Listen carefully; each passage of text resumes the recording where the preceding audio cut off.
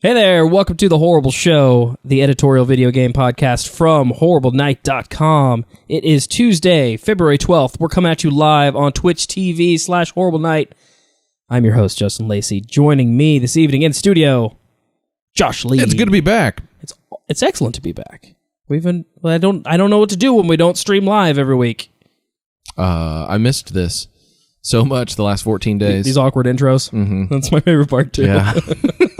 Ethan, save us from this awkward intro. Ethan Moses. Oh, hey, I saw a woman pushing a cabbage around in a baby carriage today. Did that help? A cabbage? What the fuck? I thought it was a child. I almost turned and said, wow, that's an attractive young child you have there, which is not something you should say. You should have stuck a knife in it. Yeah, it was a cabbage. It was weird. It was such a strange situation, yeah. So. That would have just been really funny to just like pretend it's a kid and then pretend to get violent with it. And just see her reaction and see if she reacts as if it was a child. You know, like that's the only way to find out if she's really crazy or maybe like she's filming a show or something. Like you don't know. Maybe she's doing it for jokes. Maybe she's got a blog and it's see how she feels. Yeah, about it. That's right. So it's always fun to pretend to be violent to kids. Is that? Oh, not always. Don't cabbage kids. Yeah, cabbage kids, man. We can't let them breed anymore. If it's too cabbage, many of them the way it is. Exactly. What about Garbage Pail? Ugh. How old was it? Do you think? The cabbage? Did it look rotten? Did it smell bad? Okay. No, it was a fresh cabbage. I mean, to me, maybe she didn't have like a grocery cart, and so maybe she was going to take it home for some sort of cabbage stew, but it was a fresh cabbage. Don't get me wrong. Yeah, no, I don't want to say she's carrying out a stinky cabbage. It wasn't like, I would have marinated known it wasn't a kid if that was the case. Was it like marinated? Nope, fresh right off the beanstalk. What do cabbages come on? I don't know, like trees. I was gonna say you guys have apparently vaginas surpassed my cabbage knowledge.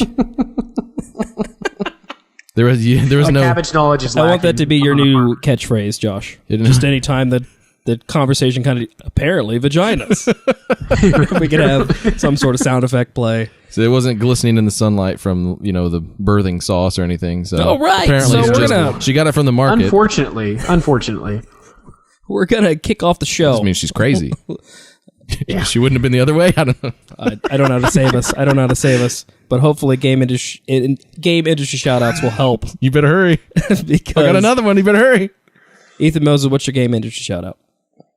This is a really quick one. Randy Pitchford was talking about the Borderlands 2 level cap, which the whole concept of that seems unnecessary, but basically came out to say that, hey, we might do it, but it's going to probably break the game. So is it okay if we don't do it? And everyone's like, no, we want a level cap. We want to be the most powerful Borderlands soldiers on the planet. Is that your internet impression? Yeah, that is literally the collective internet combined into one voice. I wonder what that sounded like. You sound like that guy. You sound like the guy from the Walking Dead game, the old guy, Larry. Larry? I'm not going to cooperate with any of you. But yeah, it just... Borderlands is stupid. Can't go past 60. 65. How many turrets do you need? Don't smash my head with that salt block. Spoiler. You say that before. I should probably yell that beforehand. But no, it just goes to show that like I love video game playing people because that's our audience and I get it. But sometimes we are just so irrational. It's not even funny when someone literally says it's going to break the game and people are going to be pissed about it and people are still pissed about that concept. It's like, can you really win? Randy, don't bring the level cap up. It's 50. It takes a long time to do that. It takes a long time to get to level 50. And there's 5 different characters you can do it with. That's 100 or 250 levels right there. I had to recount. My favorite part about live shows is Ethan doing math. Mm-hmm. Yeah, I don't have enough. I don't have 250 screw it up. fingers. I don't know. Like it's this many. We had keep watching till you get to stupid.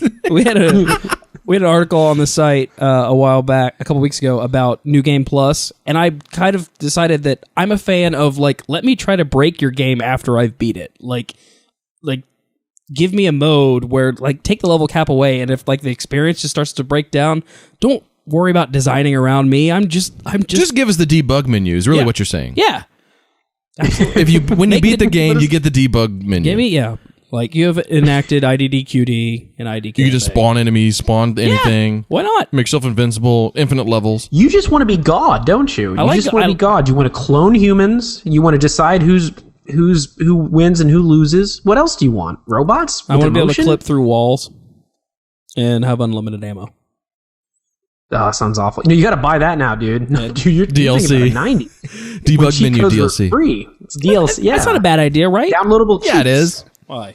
Why is that a bad idea? It's just dumb because it's already there. Like, is it? Yeah, because that's how they make the game. The fucking debug menu's in there from the start. Otherwise, they can't. No, I mean, we can't access it easily unless you know what you're doing. No, it's just like okay, let's block that off. Let's turn off those commands. Like, whatever. Beat the game and it enables They could just be them. like, oh, if you hold these 2 buttons down and hit B, whatever. I don't know. I think we're not having a serious conversation about debug menus right now. I hope not. Yeah, I was there for a minute. I was tentacle suit. I haven't seen a debug menu for a long time. No, I'm just kidding. Seriously, we can move on. When's the last time? A lot of PC games like used to. Yeah. That's like basically a box of a debug menu, isn't it? Dude, what? Yeah, pretty much. You're just like inserting like bits into memory and stuff. What's the PC program? It's like a website name, and it's the name of the program, and it's basically like a trainer, like it's like a debug menu, but they update this thing for like every game that comes out on the PC, like single player games, and you can do all that shit. You can cheat and whatever. It's like cheat engine? I don't know. Cheat engine. Game cheating. That's it. And it's basically that. It's a game genie that works for like every game, pretty much. But I think they charge for that. See? You have to pay for that. I just want to break their game after I beat it. Just because, I don't know. I just thought the people love paying Borderlands for cheats. Borderlands kind of lends itself to it. Like, yeah, why does that game have a cap? Why do the weapons stop? I don't know. Come on. I want to If any play game, forever. Okay, whatever. I never want to stop playing. I don't know what love point I'm arguing anymore. Environments. So, Josh, Have you seen? No, this is important. I think this is a cool idea. Have you seen the was it Hack and Slash, the Brandon Dillon's Double Fine Amnesia Fortnite game? Oh yeah, I heard about that. Yeah, it's like, I mean, the idea behind the game is like you hack the game, and you can crash it by you can basically crash the game by using the game properly, and but like you like your weapons, it's like a dungeon crawler like Zelda, but like you have this weapon, it's like a USB cable, and you shoot it at something, and then you can like change values on the enemies or on the traps and whatever to get around them. So you can just be like, I've reduced their health to 0, and you just put the numbers in, and boop boop, and he's dead. Like that's like the idea behind the game, is hacking the game. Do you play? You would love this. Do you play as Zero Cool? No. What about Acid Bird? Yes. Crash Overhead. No. What about Matthew Lillard? God, don't. Hey, we don't say his name around here. Josh. Wait, was John Leguizamo in that? Or was that the fake John Leguizamo? I think that's racist. The weird that guy, might be racist. The weird guy there's from literally a guy. He was in Con Air. He was in Con Air. The dude it's basically John Leguizamo but thinner and shorter. No, you're talking about the Plague, and it's the dude Danny Trejo. He's from Short Circuit. No, Danny Trejo is not in Short Circuit. Oh yeah, the whoever plays the Plague, he's in Short Circuit. Yeah, yes, and that is not. They are from different nationalities, sir. And then the lady is from. They play the same roles every time.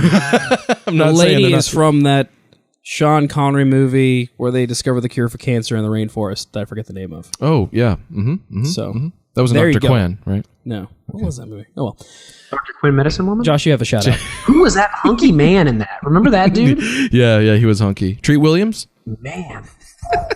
My shout out, my game industry shout out goes to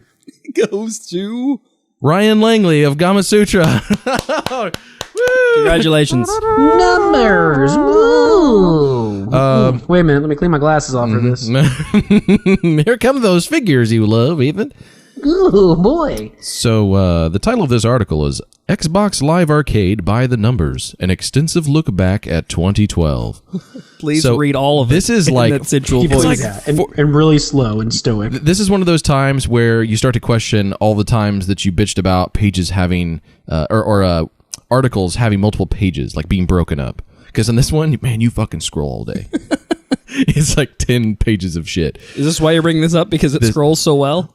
It's impressive. I've never seen an article with this much data in it. It wasn't just like some developer just talking about code that, like, 5 people want to read. But once you got past the fact that it's neat, then where did you go? It's so interesting. It's like a complete breakdown of all of the XBLA sales numbers for 2012, broken down like by publisher, games that were new for 2012. They show like lifetime sales, Metacritic scores, and if they were older than 2012, how they did there. Not everything has, like, some of it is like, I think it's pretty accurate stats. There's maybe a case where some people wouldn't be counted, but for the most part, it's pretty good. Yeah, because it's all based on like leaderboard. Yeah, absolutely. And you had to be online to get the game in the first place. Yeah. So as long as you didn't disconnect immediately, never connect again, you would be on the leaderboard. So it wouldn't show up if you downloaded it and never played it. Yes. Yeah, if you never even and that only launched happens the in cases like me. Yeah, where I buy so on free sure, some of these and would have had maybe more sales, but I can't imagine some having a lot more sales than others in this regard. But so you see stuff like I Am Alive selling like hotcakes and having a Metacritic score of like 2. I love hotcakes, though. I love hotcakes. Yeah. It was 69. No, it wasn't. But that's pretty bad for Metacritic. That scale's wonked, which Ethan knows all about. He was complaining about that today on Twitter. Which is something I think we all agree on. But you should go check this chart out because it's like really interesting looking at all this stuff and seeing all these games that we talk about just casually, like, man, we loved that game, and then seeing like, wow, it didn't sell for shit. Like, I don't know, and we don't know how much they spent on development on each of these games, so we don't know what they needed to make. It doesn't show dollar amounts because we don't know what they were selling for when people bought them at that. Sales goals. Yeah. However, I'm pretty sure the Path of Go selling 227 copies in 2012 was probably not a success. I shouldn't laugh. Yeah. So, here's like Trials HD. Yeah, wow. God, dickhead. Oh, you failure. Trials HD don't is up to 2.1 million in sales. Well, like 201. Hopefully. That's a lot of units. Yeah. So that's a lot of units. Josh. Trials Evolution and Trials HD were both in the top 10. That's yeah. And then Castle Crashers Will Not Die. Castle Crashers is. I want to meet some people that just discovered Castle Crashers and like people that play it on PC just did back in the summertime. Yeah, that's true. Yeah. Oh, 3.1 million lifetime for Castle Crashers on XBLA. Last year alone, it was over 500,000. So people are still discovering that. Solid game. Yeah. That's and I'm sure that made like a shit ton of money, but yeah, you've got just some. It's just like really sad. They do have broken out, which I was interested in, was all the Pinball FX table sales. Oh, let's get to those. So, God damn, I've been on the edge of my seat. I know, right? Exactly. Okay, so I'm not going to ask Ethan this because he doesn't play this game, but Justin, what do you think was like had the most sales of all those tables in 2012? No, I mean, are you asking not me because pack wise, just like individual table wise, or no? Go. You can do packs, whatever. I was gonna say, are you asking me because Marvel isn't this top seller? Because I'd be shocked if it wasn't. It's not. It's the classic pack. Oh, that comes with the game. You have what? That's weird. Mm-mm. Yeah, because like when you get the game, you have a choice. Mm-hmm. Yeah. So the second Marvel pack had was the best one, and it had 42,000 sales. And like the Mars table had like 33, but yeah. So but like overall, if you like add all this up, they're like they got like a shit ton of people playing pinball on there. Like it's pretty cool. I don't know. It takes them a while to make tables, but they have to. It can't be that bad because they've got how many Star Wars tables? Like you tell me, how excited are you? There's what? How many you tables? 14. You see how he turned this? You see how he did this? He brought up XBLA so we can talk about pinball games again. Yeah, they've got that Boba Fett table coming out, the Empire Strikes Back one, the Clone Wars table. Oh, and then 11 other tables coming out or some shit. Oh, it's so good. I'm so excited. You really enunciate Boba Tantalizing. Fett. Boba. Wow. Boba. Anyways, yeah. This was kind of overwhelming, cool. But I like the publisher breakdowns, especially like compared to their Metacritic scores. That was kind of like, wow, you released a lot of shitty games. Thanks for that. And then Sega, wow, you released all of your classic games all at once. Yeah. Sega just they just pooped them all out. But it's just so interesting seeing like some of these. Like you can kind of look at some of these and make cases for like, well, that one dropped at a bad time, or that people don't like that kind of game, or like, oh shit, look, that one was $5 and it sold a lot of copies, like the the Dead Rising Case Zero thing. Yeah. Like 760,000 lifetime units on that Case Zero. Wow. But it was like $5, right? That's of course everyone's gonna get it for $5.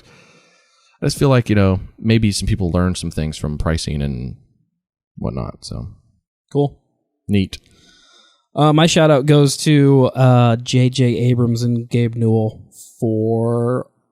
I don't know how JJ continues how he's going to do all of these movies, but I was going to say they basically were talking about moving forward with doing a movie for Portal and Half-Life. Yep.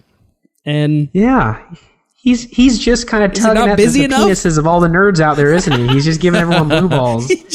So he's either going to piss everybody off or going to be covered in nerd semen, like gallons upon like gallons of it. I'm just waiting for it right now. Like that's what's going to happen. He's going to be like, "This was a big mistake." Tidal wave. Let's give it another. Let's give it another tug. So it's funny how we've written off game movies so much, but like when you actually attach someone that kind of might know what they're doing or has a understanding more of who the potential audience for this could be. Like, I never would have considered Portal ever being a potential movie, but now, so yeah, I mean, if somebody could pull it off, if that, like, I think maybe I never considered Valve getting into movies at all, but this I never would have dreamed up this pairing, and that's pretty cool. This is weird. Kinda pretty cool. This is weird. Neither of these games have protagonists that open their mouths. That what was the exactly fuck? what I wanted to say. No matter what they do with these, I mean, they have to make them talk in the movies. They have to, right? JJ, you're in charge of two of the biggest nerd movies of all time. You know what you should do? Give yourself a challenge. This is going to be so tough for you. Video game movies absolutely suck. Here's one where the protagonist is just going to sit there the whole time. I would like to. Who would you cast? Who would the free man be? It doesn't matter. No. Yeah, he really like. It's going to be all first person. You're never going to see him. Jeffrey Dean Morgan. Wait, did they have working mirrors in Half-Life? That's a good thought. Because you literally will never see him. Jeffrey Dean Morgan. Whatever. It doesn't. What a random thing to hate. Why pay for that? Why don't spend your money on the actors? Put some money on the crowbars. Or the script, CG. Barney needs to be somebody that has some chops. Actually, Barney's got to have Barney chops. would be Jeffrey Dean Morgan. Are we talking about Portal now? Or are we talking Kevin about James Half-Life? is Which gonna one be would you Barney. rather have? He's gonna play. He's gonna play Paul Blart. Really, as Barney. We never got the Mall Cop spinoff of Half-Life with all those expansions. Yeah, we did Blue Shift. Yeah, Blue Shift. Yeah. Yes, we did. Sorry, I didn't mean to. Yeah, that was fine. You were very antagonistic with it. I was kind of like, "Oh no, Blue Shift, Justin." You were like, "No, Blue Shift." You fucking idiot. Where's that movie at? Where's that movie at, JJ? What are you doing, bud? Where's my Blue Shift? Where's my opposing forces? Okay, so JJ Where's Abrams. my team deathmatch? Yeah, that's right. Where's Ricochet? Okay, JJ Abrams can only do so many movies at once, right? Right. I think he's filming like 3 at a time. So they're all like, let's just put all the sets like real close together so I can just run back and forth. At some point, doesn't he have to get an apprentice? I suppose so. Like, you know what I mean? I mean, it's who he hands off Lost to let it like fall on its face for a while before. I'm saying maybe we should jump on that. I think that'd be a sweet gig. Oh, you're looking for okay. Like I'll do it. I don't want to be that apprentice. I feel like that'd be so stressful. That's just so much on your plate. I know how to do lens flares and After Effects right now. That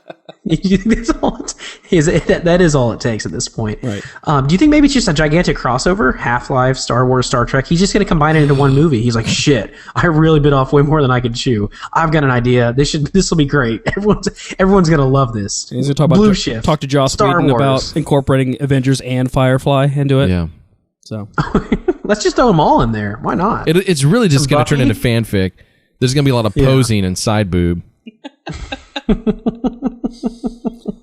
Let's move on to horrible shout-outs. Ethan, what on horriblenight.com had your attention? I still continue to enjoy Mr. Aaron McNeil and his Waves of Radio themed articles he writes. This one, he was talking about the fact that he has all these great games on the PC, and yet he's kind of stuck playing iPad games, and I find myself in the same situation. And he was correct. It is a bit of an addiction. It's so simple, so easy. Once you download one of those apps, and then you download another one. And while I don't want to say that I don't like those games, and I'm not going to rag on those games, it does make you feel a little bit filthy when you know that you've got a really great game just waiting for you. Planet Side 2 is looking at you being like, dude, what are you doing? Like you were never like this in the past. Like you were a different guy, and now you're just off with that pad all day long. So I completely understood what he was going through. It does feel like when you really want to play like a bigger game where you've been waiting on something to come out, but you have this game that you're playing really only in 2 or 3 minute increments, but then you sit down for an hour and play it, and you feel like you're wasting your time. I even have this with just like 3DS games. Like, I'm not trying to throw the quality out the window, but like trying to balance Fire Emblem lately with some of the games that I really want to play. Like, not that I don't really, but I really want to play Fire Emblem, but it feels like, oh, I'm at home and I have some game time, so you can't play that game while you're pooping. You know? You got to do it whenever, like, it's got to be the time where you would be like reading a book or something. I have this, man. I just had the same problem with the 3DS, you know?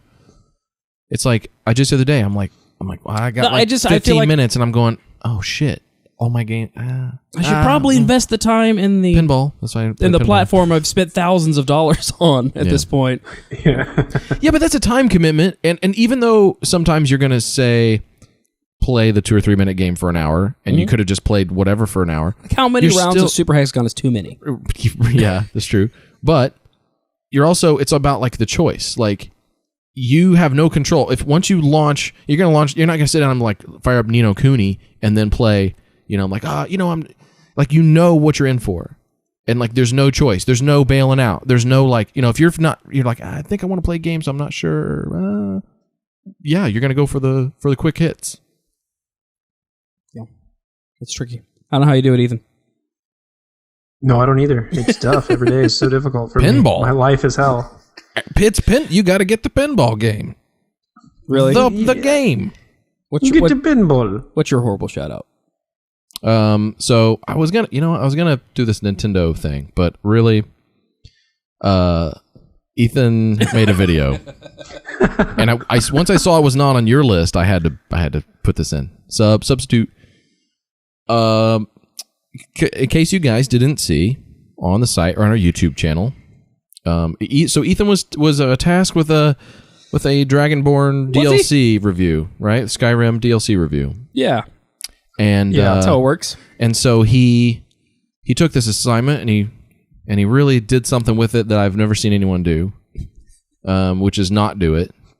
And instead, he actually wrote a pretty thoughtful review. Yeah, but the video wasn't a video review. It was just he recreated the NeverEnding story theme song, and he sang the whole thing. It's a 4-minute video, the entire song. It's the whole like all the verses, and he sang it himself, and he performed it to his own song. He lip synced himself. He even got out of his chair. He did. He danced at one point to do some moves. He vogued his dick twice. You had something. Actually, I cut it to look like that. It was one continuous dick vogue. Okay, all right. But that's beside the point. That's an aside. It was like it was in my head. It wasn't like a good singing. However, I hope no one thought that was good singing. But it was accurate. And it was catchy, and it's a song everyone knows. So now when I'm singing it in my head, it's much deeper voice than Lim Hall or Beth Anderson, the originals. So, and also it was just like this, a bunch of you flying on a dragon, like and then cutting to you in your office, like singing and dancing. It was, you have to see this video. It needs to be seen by millions. So how long did it take you to realize that he wasn't going to actually, initially, I did think it was going to be a review because he had a nice little intro. Right. This is my review. Oh. And then I looked at the length of the video and I was like, well, there's no way he sings the entire song. Not a 4-minute music video. There's no one's ever made a music video. Let me hang out and see what he actually thinks about this game. No, it did the whole thing and then a dance number included. So, and I also earlier in the week, on Twitter or whatever, you posted the Chocolate Rain guy, Tay Zonde. Tay Zonde. And I guess he recently covered the Skyrim theme, and I don't know what effect you actually used on your voice, but you sounded a little bit like Tay. Like thought you were to do. I watched all of his videos. The day I think it had some. Like every single one wow. of them. And I tried to do real deep voice, but then there's an effect that you can add to make everything look like. Basically, all my videos from now on are going to have this like dream state, like sound effect to them, where it's like mystical. And I found that it actually fit really well with the lyrics, or with the music. And the music was again another artist on Newgrounds who covered that. I do not have that right here in front of me, but I mean, again, if you need to lip sync to the soundtrack of a 1980s movie, definitely check Newgrounds out, because people are literally doing They've got the backing tracks. They have the karaoke tracks that you absolutely need. It was amazing. So yeah, singing and lip syncing to yourself and putting it on YouTube, I'm apparently tough. A fan of. That is tough. Yeah. That took balls, and I think it paid off. Paid off big time. So you're welcome, everyone. Yeah. And thank you, Ethan. My shout out actually goes to Ethan Moses. I don't know if you know him. Tuesday on the site, he wrote a gaming lifestyle article about the plight of being a cat owning gamer, which I didn't know what to make of this. Every gamer is. When this rolls through my inbox, Don't we all have cats? when this rolls through my inbox for review and editing, I never really know, even from the title, where Ethan's going to end up going with an article. But you had some pretty tangible examples of your cat ruining your game that were pretty entertaining. And I kind of like, instead of like when you're live streaming, I don't really want the camera on you anymore. I kind of want the camera on the room to see what the cat's doing, and so I can kind of root for her to interrupt your game. But it sounds like Scuffles may have been responsible for you taking a break from the secret world. Is that right? Oh my God, yeah. I mean, I was doing so well in that game, and I'd finally felt like I was making friends, and I had strategy down and whatnot, and so we're on a boss. And I was DPS, and as DPS, your only task is to injure that boss as much as you possibly can, and don't get killed. And I'm doing this. They're like, "Good job, man! Welcome to the team. You're not a noob at all." Like, they didn't really say all that kind of stuff, but I assumed they did. They insinuated it with their action. And then the cat jumped up on the keyboard and got right up in my face, and it flustered me. And then she got caught in my headset, and by the time I got her off, the headset wire, I would imagine. This like, it was all like sitting here, and I was like, oh, and then by the time I looked up, literally, this couldn't have taken more than 2.5 seconds. By the time I looked up, my character had made his way, because the cat had jumped up on the keyboard right at this boss. And again, I had no armor. I was there for fucking assault shit. And I died, and everybody was pissed because they thought you were Leroy, and it was really your cat's fault. They thought I was being a douche. And I was like, I'm not being a douche, it's a cat. They're like, oh yeah, we've heard that before. And then you took a break? Has she ruined any other games for you? I haven't played it since. Yeah. Oh man! I actually stopped it's a free to play game now, but I stopped my account at that point. So, God, I've seen your cat jump on your shit during the live stream before, like on your streaming stuff. Like I moved it up. She interrupted I moved my keyboard up. She interrupted Lonely Gaming Pen Pal. Yeah, might be time to start disciplining the cat.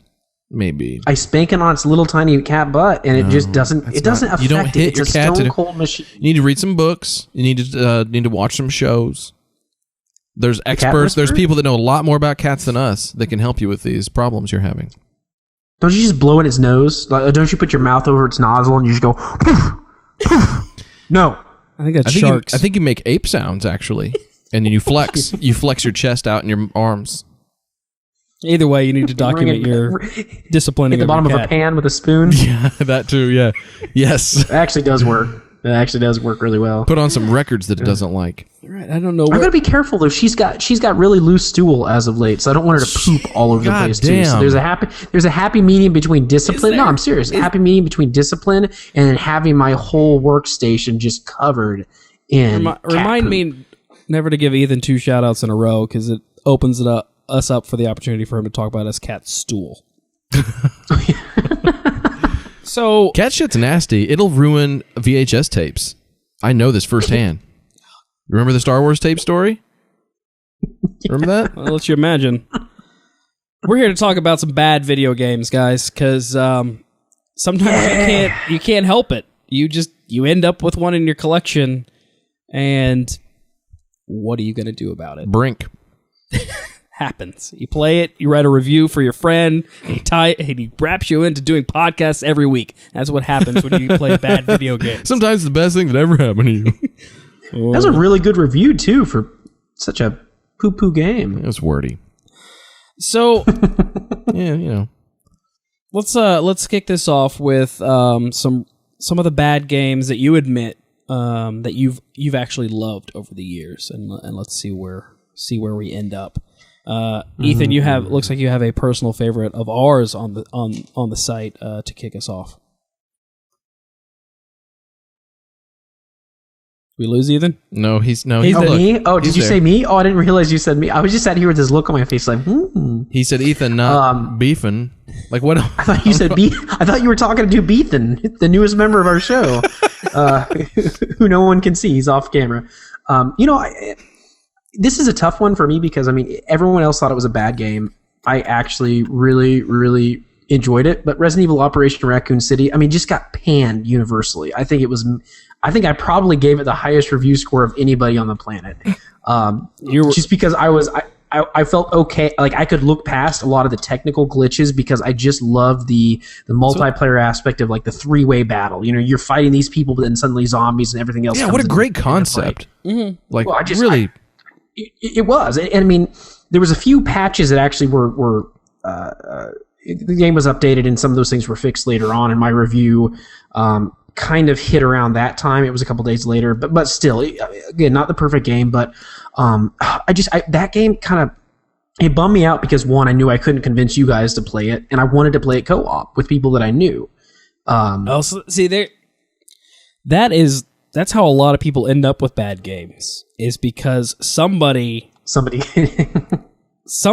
likes this game more than they should and won't admit the truths about it. But I do this. A lot of my friends would probably jump in right now and say I've tricked them into buying lots of games because I want to play multiplayer or co-op with them, and then I don't follow through. But that's not what we're talking about. My follow through abilities. We're talking about you getting tricked into playing a bad game.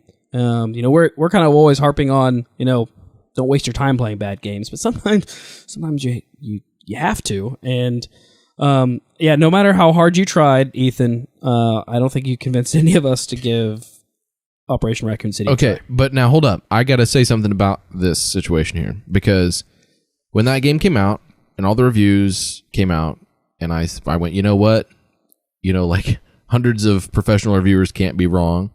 So like I knew, I'm like, well, okay, I don't think it's a good game. However, I can have fun with bad games when I'm playing them with friends, right? And so, but if the game had not been $60, and here was the other problem, it's like Ethan, you and I were not playing a lot of games together at the time. So it's like, I look at it and I go, man, that sounds really fun, but Ethan's probably going to play with his brother and like weird times or something, and I'm not going to be able to join in. So I'm like, so I backed off on that, and I thought, I'll just wait for the PC version. It'll be cheaper probably. Maybe I can get some people to jump in on that. Then it just took forever for the PC version to come out. It was like many, many months later. And then I was so close to, over the holidays, when there was a Steam sale for like a 4-pack, I was so close to just buying the 4-pack and just giving it to people. But then again, I'm like, God, we just got like all these other games from the sales and all this other stuff. And I'm like, if no one's going to play it with me, I'm not going to touch it. So, and I recognize that it was probably not the best game in the world, but I would have played it with you had the stars lined up for us. We were so young in our video game dating at that time, though. Like, I wasn't ready to move to that base. Resident Evil Operation Raccoon City is third base. He was ready. Yes, as far as absolutely. We'd only been in second base like twice. He was ready to globally recommend the game to everyone, but not necessarily take you on that ride. Yeah. Yes. Well, I was nervous about. I don't know. There's certain. People that you don't know. I felt good about it. I felt good about just everybody else. But Josh Lee, there was a twinkle in his eye, and I don't know. I didn't want to break it. I don't know why I'm overtly sexual. Sorry about that. So the game, there are two games that stand out to me when I think of like bad games that I spent a lot of time with and probably shouldn't, but and kind of loved for their faults, but really kind of looking back really sucked. And the first one that jumps out is Barkley Shut Up and Jam. Gaiden or no? No. So I'm sorry, Gaiden. This was... Is it... Wait, real quick. Can we clear this up? Is it Gaiden or Gaiden? It's Gaiden. Or Gaiden, like maybe, I don't know, but it's... when we were kids, we were doing it wrong. Probably. Okay. I always said Gaiden. When you were a kid? Ninja Gaiden. Bullshit. When you were like fucking 12, you did not say... I'm sure... Gaiden. Did you have like manga and shit? I just said Gaiden. And I said... No. Did you have manga shit? No, I think... Oh, that kid's definitely got manga. I think listen to the way he pronounces that. Actually, I think I said Gaiden. Gaiden, because like like you look at AI like that, right. and it's like Raiders or whatever. You know, you would never, as a child, have said Gaiden as like a kid from the Midwest. Probably true, but I was a big 16-bit sports gamer and pretty much ate everything up related to basketball at that time, and obviously a huge NBA Jam fan. And they knew the NBA Jam fans were crazy enough to make this game, so. And it wasn't a good anything. Like, it wasn't a good NBA Jam game. It wasn't like... It was like an upgraded arch rivals, essentially, with Barkley. With Barkley. I mean, you wore a Barkley jersey to school for like 3 weeks in a row. Well, you were a huge Barkley fan. Not the jersey. I wore the Barkley Godzilla t-shirt a lot, though. Everyone liked Barkley back then. Was it? It's funny. Was this like... Wait, I thought it was Larry Johnson. Wasn't it Larry Johnson that went up? No, he was... No. No. Yeah, no. It was Barkley, right? Yeah. So was this during like Dream Team Barkley era? I think so, yeah. This wasn't like later, like Suns Barkley? I think it was Suns Barkley. Because who was after the Rockets after that? I don't know, because he was like one of the players that had his own licensing deals, so like he was not in NBA Jam or some of those games, so I think I had to make him in live. Like I had to create a player, him and Jordan. He was just power forward Suns or whatever. Right. So, but yeah, it was like a kind of a weird upgraded arch rivals. So why did you enjoy it so much? Because I had a buddy of mine that we just played any sports game we could get a hand of, and we were huge Barkley fans. We didn't like this game, but we liked Barkley. Yeah, and we thought the name was clever, and it was a little bit more physical than NBA Jam and. God, there were so many sports games back then. Yeah, there was. And I played all of them. Bill Lambier got his own. That's borderline, not sports. Wasn't that like a future space game? Yeah. Like it had this. It was like terrible. It was a launch title, and it was like this top down, like not even isometric, just like top down view graphics. It was one step above like play action football. It was like really bad. It was really bad. But it's always kind of different too. Like, I mean, it's one thing to trick yourself. Like, Ethan, you're playing Operation Raccoon City by yourself and hoping you can get your friends to play. But, like, I feel like me and my buddy at the time were both brainwashed to think that this is good. Like, I don't know. I wonder if I had this game on my own, if I would have propped it up. But it was like, we'd get home from school, and this was the game we'd go to play for a couple months. Yeah. And I wasted a lot of time with that game. God, I did the same. It's really too bad that we didn't know each other because we had like really the same childhood, I think. Did you play Barkley Shut Up and Jam? I played all the fucking sports games. Clever Name in the chat was talking about Bulls versus Lakers. I loved that game. It wasn't good.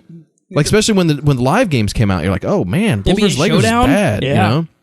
Yeah, and like Give and Go, I played the shit out of that. I played the shit out of that. I love the arcade version of that. Yeah, okay, the arcade version, like a little bit better, but yeah. NBA still. Give and Go, the camera angle is like below the basket. So it's the same camera view as the NCAA basketball for Super Nintendo. It's a little So it's really basically the same view. It's like more up close. Like it is. No, it is. It's just, but you know what I mean. It's like that third person kind of view. And if the camera spins angle. with your guy, it is not a good camera angle play a game. It's really not. But the NCAA game, I must have played 1,000 games of that.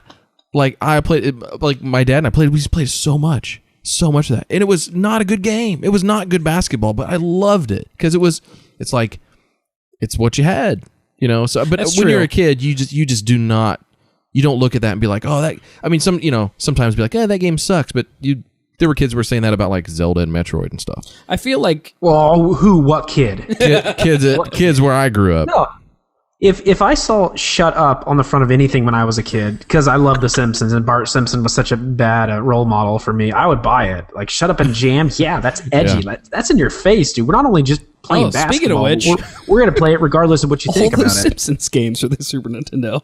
Oh shit! And the NES one, the Bart versus the Mutants. Oh yeah. That game was fucking terrible. That was one of the worst really games. bad. Played it a ton because it was like, oh, it's Simpsons. I love the Simpsons. I had like the Simpsons Sing the Blues cassette tape when I was a kid. So as it a was kid, awful. It was bad. Wow. So as a kid, you're susceptible to either this is what we had, which is fine, or these shitty licensed games that we didn't know, or all those sports games for when we were heavy into sports. And Yeah, there were a lot of licensed games too. Oh, ugh. But So many bad games. But what about like growing up when you become a little bit more in control of your purchasing decisions, and you still end up with a bad game? Do you have anything that stands out, Josh? Yeah, well, so I guess trying to not move ahead in my timeline too much. Like on the Nintendo 64, I didn't make very many good decisions on the purchasing there. Like I didn't own Super Mario 64 myself. Like I rented it and I had like borrowed it from a friend once, but I never bought it. It was like instead I got like shitty baseball games, and it was actually, I don't know if that was a bad game or not. The All-Star Baseball, did you ever play that? Yeah. I think it was EA.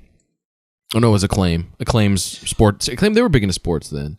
I would actually like put a blanket statement over all of this era, like the first polygonal era, first polygonal generation of sports games are, well, a majority of the games are terrible. Yeah, like, they're the hardest. It's going to be the hardest generation to go back to and play. And all the like most of the like third person action games and the first person shooters, that kind of applies to all that stuff. And I'm sure I'm going to catch some shit for this, but the Turok games weren't good. Those were not good games. Oh no, they weren't. They weren't good games. You'll catch shit. You'll catch fire. Okay, but those were great games. I had a blast. I loved them. I loved them. Time traveling critic. I'm wagging my fingers at you. No, I played the shit out of those games. GoldenEye. I played the shit out of that. It was fucking terrible. Compared to the modern games, compared to anything that runs at more than 5 frames a second. It wasn't good. The controls were some of the worst controls of all time for a first-person shooter for GoldenEye, and then the frame rate was so freaking bad. I don't like. What about it was good? Oh, it was the first time you could do like really, like fun 4-player, cheating 4-player split screen competitive mode. I don't even know where to start with everything you just laid out there. It was fun. It was fun because it did some stuff. It was fun because it did stuff first. It wasn't. Hey Josh, good. what's your favorite game right now? What's your favorite game right now that you're playing right now? No, I'm not doing this. I'm not doing this. No. Planet Side 2. In 10 years, we're going to be talking about the same shit because we'll still be doing this, and you will look back and say you hated Planet Side 2. I don't know about that. Well, that's not. You hate the past. No, because I didn't sit here and say like Planet Side 2 is the greatest game of all time or something like that, and people do that with GoldenEye. Make him stop. The chat is fucking blowing up. Hey, you're not in the room. You can't punch me.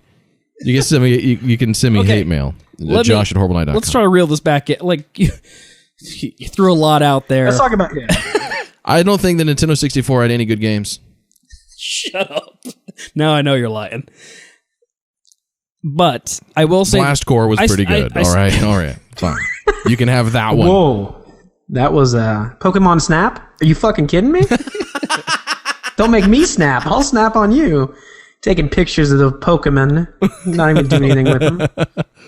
I will say, and I said this before you completely, I don't know where we went there. This generation, I think it'll be the hardest. It's the hardest generation to go back and play because when just introducing into 3D worlds, and a lot of games are trying to really, establish how to actually work in these worlds, and a lot of gameplay features that we still use today were established here, but there are a lot of misses around this time that so I understand where you're coming from. I had a great time with those games. I had a lot of fun. because They weren't good. I had GoldenEye on my list as far as like games I only played because my friends made me because they were obsessed with it. But I still stand by the controls as a necessary. Like not now, you can't go back and play that game. But it had amazing controls for the time. It was what was evolutionary step, right? Right. Well, so was like the first like snake with legs on it or whatever. Like it's the first slug that came out of the water. So do you just Like what? That doesn't mean that's like a cool animal. Like, look, we're people now. I'm like, oh shit. Now we know. It's like, oh, that wasn't good. That's a bad animal. Yeah, those fucking those past animals. Everything in the past sucks. Art in the past sucks. I can't. Oh, I hate Leonardo da Vinci. I mean, there's some bad games in this era. He's no Jackson Pollock. He's no Andy Warhol. Get it. Don't. Come on. That's too far. Too far. I'm sorry, not mean to insult your Renaissance favorites. I apologize. No Warhol here. Okay, Da Vinci, Warhol, whatever. there's some bad games in this era. PS1 also totally. Yeah, absolutely. That's what I mean. Guilty. That Nintendo 64, PlayStation 1, Sega, Saturn, all that stuff. Like, shut up. Until they got this figured out, like these games some of them are almost unplayable at this point, but there are still some great games, and I think GoldenEye is in there, and Zelda and all that stuff. But this doesn't like hold a candle to me forcing South Park on people. That's what I'm talking about. This was one of my games that I would rather play that today though, because it has got some. Yeah, it's stupid. It's just like we can laugh at it and just be like, "Oh my god, but this game." I remember people coming over and they're trying to get me to play GoldenEye, and I begrudgingly play a few rounds, and hey, we're gonna do proximity mines, and it's like, yeah, this is really fun for me because I don't have the math memorized, you fucking dicks. Yeah. So I make them play South Park, and I played multiple hours of multiplayer South Park, which is not good, but I tried to convince myself that At least you played multiplayer. I played the single player. Oh, I still played the single player. It was a single player on that one. It was just like you fought like a big turkey that spit out smaller turkeys that spit out even smaller turkeys. Like that's how all the enemies revolved around that kind of scheme. That was a bad game. But who didn't love South Park? We loved franchise shit back then. it's going to be the toughest. I guess it's a pivotal generation for sure, but it is like the toughest to go back and play. It's the most important shitty generation of all time. It's the most important generation of pieces of shit of all time. Yes, exactly. Yes, all that shit had to exist. It was PlayStation 1, even shittier. Super Nintendo, don't get me started. Pieces of shit. Sludge. Garbage. Super Nintendo, piece of shit. Super Metroid, a polished turd. Yeah. What's the Pong? Fuck the Pong. Was that the first game? I don't care. Give me an abacus. That's what I want. Space Wars for Mongoloids. Can I say something about the shitty PS1 games? Yeah, absolutely. Okay, so please do. By all means. Please, yeah. I like even today when I look back at the PS1 library, I still look at it like it was bigger than I could have possibly imagined. Like it was like I think about the 64, I feel like I saw every game that came out for the 64. I know of it. Like if you said it, I'd be like, yep, I know that game. But the PS1 is the only system where you can name games and I'll go, what? I never even heard of that. There were just so many fucking games for that. And a lot of them were really bad, but they were just like, I don't know where all the money was coming from to make all these things. So like everyone is making games. So I think some of them were bad because like they were people that don't make games making the games. They were just like hiring. They just put out like it was Craigslist ads or whatever it was back then. You know, the newspaper was just hiring people to make games. But there were just like there was a shit ton of like licensed stuff, and there were still a bunch of games that were doing like side scrolling, and some of those weren't good but had fun with them, like Iron Man and Exo Manowar crossover side scroller. If you remember that one. Well, you didn't know Gex? No Gex? Gex? Yeah, Gex. That was a game. That was a game. I remember that. That was a mature game. Crash Bandicoot. Yeah. Was that side scroller at first, or was that was 3D? That was 3D. That started 3D. Yeah. I think, but like Loaded was that was a side scroller, but that was a game that I can think that I remember that like I remember at the time going like I don't think this is really that good, but it was co-op. It was 2-player co-op, and a friend of mine would always play it. Actually, I would just get other friends to come in and play it with me too, because it's like it was so much fun just doing like, I'm like, dude, it's got co-op, and like we would just play anything. Like that was, there was just a lot of those during that era. I feel like none of them were really that good, but we just played the shit out of all those games. It's kind of amazing, like our tolerance for broken games or unplayable games, like around that point, because I think there are a lot of like, I'm trying to think, there was a lot of PC games that I tolerated. Actually, the PlayStation 1 game that really stands out to me that I love this franchise, but looking back at like all of the load times and the way the map was set up and getting into action in Legacy of Kain is almost like unbearable to play. Is that the first one? Yeah, the top down one. I mean, the load times. Where you play as Kain. Yes. Like the load times. I guarantee that has a lot to do with the fact that you had no fucking idea what any of that shit meant. Oh yeah, yeah. Well, no, the layout of this level, and I was 10. I was like, dude, this layout's whack. This AI ain't nothing. Who coded this? A fucking monkey? Fuck this. Nah, dude. I was like, I just fucking suck blood out of a dude from like the distance. Hell yeah, let's keep it going. I don't care about the load time. Yep. I'm gonna blow my load this time, No, but especially like those first disc games and their load times, or the things we put up with that we don't have the patience for, bad. And should have known better than to even. Frame rates were, I think, the worst. That was like the most egregious like wrongs that because that was the 64 and PS1 both had those issues, but 64 was much worse with it. I mean, that's what I associate Turok with, like especially Turok 2. Turok 1, I still had fun just throwing grenades at the dudes. Sure, yeah. The boar and bows. Everyone likes a bow and arrow. But 2 I still felt was unplayable because of the frame rate. It just was so bad. And like for some reason that was like acceptable to ship like that. Because they don't know any better. Just give it to them. And they made me buy the expansion pack for it. Oh god damn it. And it still didn't improve. No, it still wasn't good. Like it's like if you didn't have the expansion pack, you can play a quarter of this game. Yeah. If you do have the expansion pack, we're gonna let you play 2/3 of this game. But beyond that point, it just Could you imagine if they did that now, like in the future right now? I mean, well, people would go crazy. We've had I guess we didn't really have the internet at that time. That's true. But there are some broken games out there. I bet a lot of people wrote angry letters to Nintendo Power back then. No, I don't think they did. I don't think anyone knew. Your frame rate is egregious. This is an egregious assault on my senses. We didn't even know what that meant. The egregiousness of this.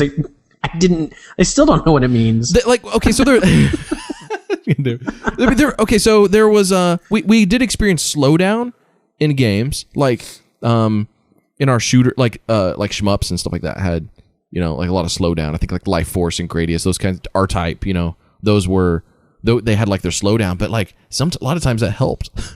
You could like slow down in those games, like you're like shit, it's too fast, and then so frame rate issues, like I don't remember having a conversation about that at the time. But it didn't stop us from playing and enjoying it. I hope you didn't, because we had fun. My video game time when I was a kid was full of wonderment and bemusement. Sure, it was great. I loved it. We were just idiots. No, you guys just shat on it. Back to the Future, shit on it. You look like you're having fun, kid. You know the frame rate suck of this game, pussy. Push down, yeah. All you would have had to do was show them, not really, like any modern game, like anything from the last 5 years. You guys, in 20 years, you're gonna think this shit is shit. And then you're gonna hate this. And then we send them back to their time, and then they're like, "Fuck, I can't enjoy anything now." I had a dream that happened. I had a dream that I went back in time with all the knowledge I have of modern gaming, and I had to sit through some games, and I wondered if I would like them. And I realized that if I had James Pond, I'd be okay. Jesus. God damn. Are there any other mascots you want to name drop? Do you want to talk about Bubsy? I love mascots. What about Spot, the 7-Up mascot? Remember him? My God. He had his own game. I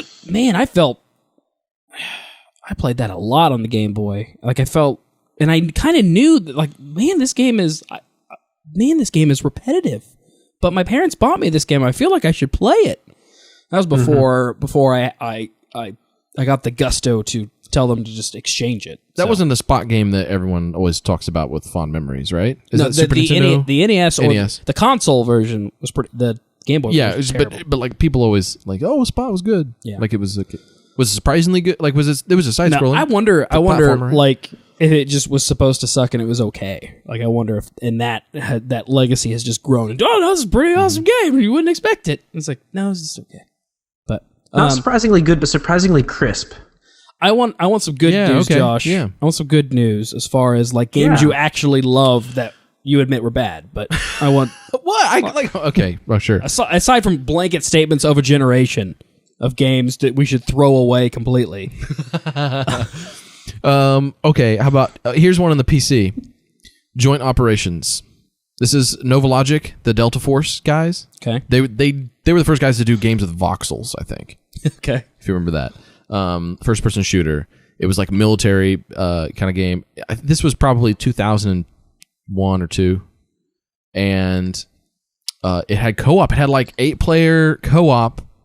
And it was like gigantic landscape. It was the first game that I can remember that had these like the big expansive environments. You know, it was like the precursor to maybe an Operation Flashpoint or Arma. You know, and I remember playing a lot of this like LAN co-op, and it was just the game was broken.